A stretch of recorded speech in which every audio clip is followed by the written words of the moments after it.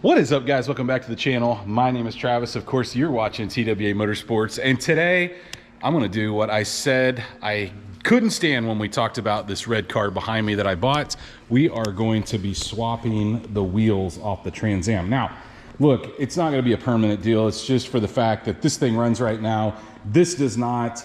Those tires are just rotting away, setting. Honestly, guys, I don't even know if they're going to be any good. Hopefully they don't have a ton of flat spotting in them, but we're actually waiting on a few small things to get this thing keyed up and fired for the first time. We're relatively close, but there's this one thing that's part of the transmission cooler hookup that I need in order to make this happen. But I'm going to lift this thing up a little bit. I'm going to get the jack under it. We're going to get these wheels off, and guys, we're going to clean them up a little bit. I'm going to see if we can just kind of lightly polish them. They're not terrible, but let's polish them up a little bit. And then of course we're going to move the black wheels off of this over to here. So if the ugly ones are going to be somewhere, they can be on something that's just sitting in the garage, or at least that's my opinion.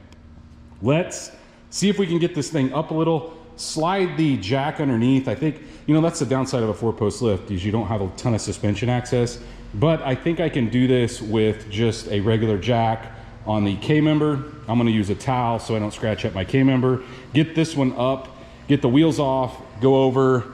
Well, we'll polish them in the meantime, but let's see if we can do it. Probably not the brightest idea.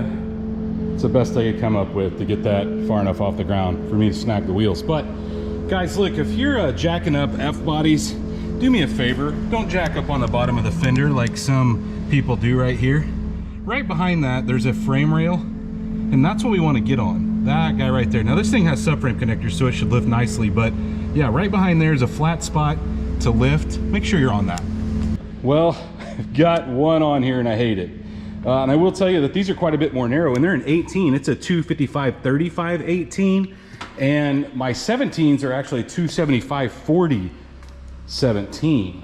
So they're quite a bit smaller than the 17s, but these things look meaty. Tires are like brand new, guys. So I want to get some use out of these. But as far as polishing these wheels, what I'm going to do is I've got some cheap polish that I got at a, man, I don't know, that's been years ago. I went to a car show probably when I was 16 with my dad. That's how long I've had this, but it's just the only thing I could find.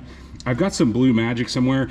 Anything really works good on these torque thrust wheels as long as they're not like crazy bad. These have just been setting inside, and they're just mainly just got some oxidation on them from setting, to be honest with you. So we don't have a lot to do. I think what I'm going to do is do the lug nut holes while it's off. Then I'm going to put it on real quick, fasten it down, and we'll kind of, I may time lapse some of the polish.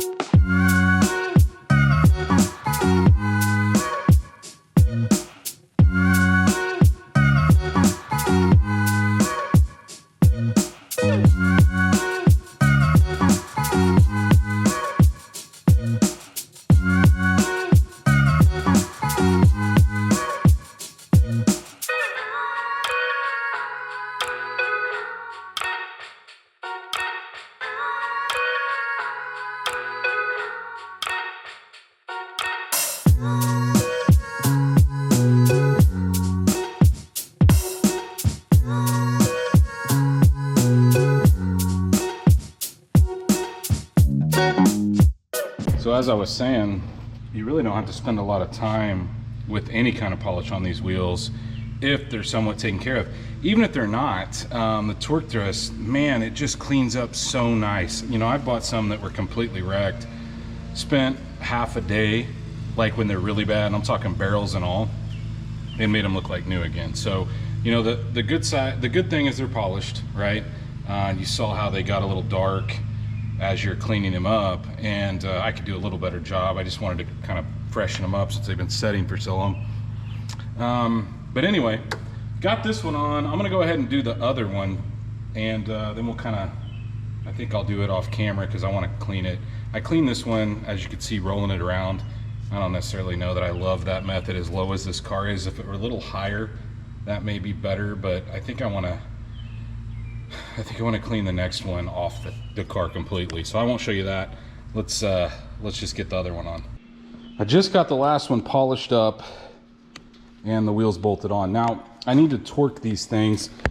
I went ahead and got all the black ones on the Trans Am, and I'll be honest with you guys, I'm not a huge black wheel guy, but those don't look terrible on the Trans Am. I don't know if it's because of the color, the style, but they're not terrible, okay? They're not gonna stay, but not as bad. I actually think they look better on the Trans Am than they do the Camaro, but you can see we've got a pretty aggressive offset. Actually, this rear end looks like it needs to slide over just a little bit. It needs an adjustable panhard rod. But either way, I'm gonna go ahead and let this thing down. I'm gonna torque all these wheels to 100 foot-pounds. Now, there's a pretty good possibility that I bought these tires I bought them brand new, wheels and tires. And the wheels cleaned up awesome. Guys, I'm pretty sure though the tires are gonna have some flat spotting. Nittos are, you know, they're pretty soft compound tires. So I'm hoping we can drive some of those flat spots out. Not always is that the case. So we may end up having to get some new tires. That's just kind of part of it when you let a vehicle set. But either way, let's get these torqued down to 100 foot-pounds.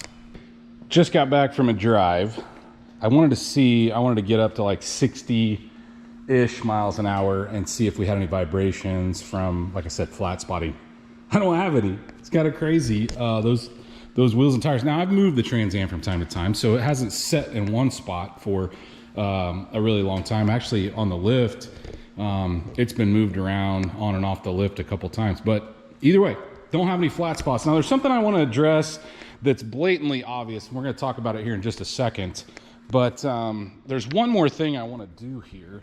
And this thing has a fold-out license plate holder. See that thing? To I guess obviously comply to, you know, the laws in our area. We're supposed to run a front tag, but I'm not going to run a front tag, and honestly I just don't like the look of that thing on the front. I don't even think there's anything I would ever even put that on, so I'll probably toss it.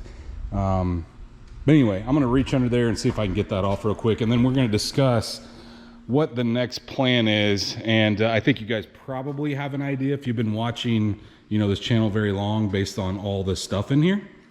But either way, let me get that off and we'll talk about it. I got it off, just 3 screws. The downside is there were holes on the bottom, but they're way underneath, so you can't see them. But now, what do you think I want to change about this car? I had no plans on modifying this car in any way.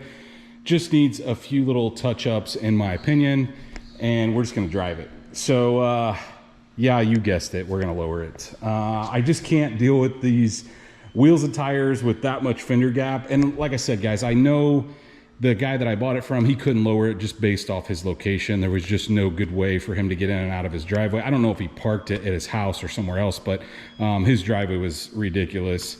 And so it would have scraped if he lowered it at all, so I get it.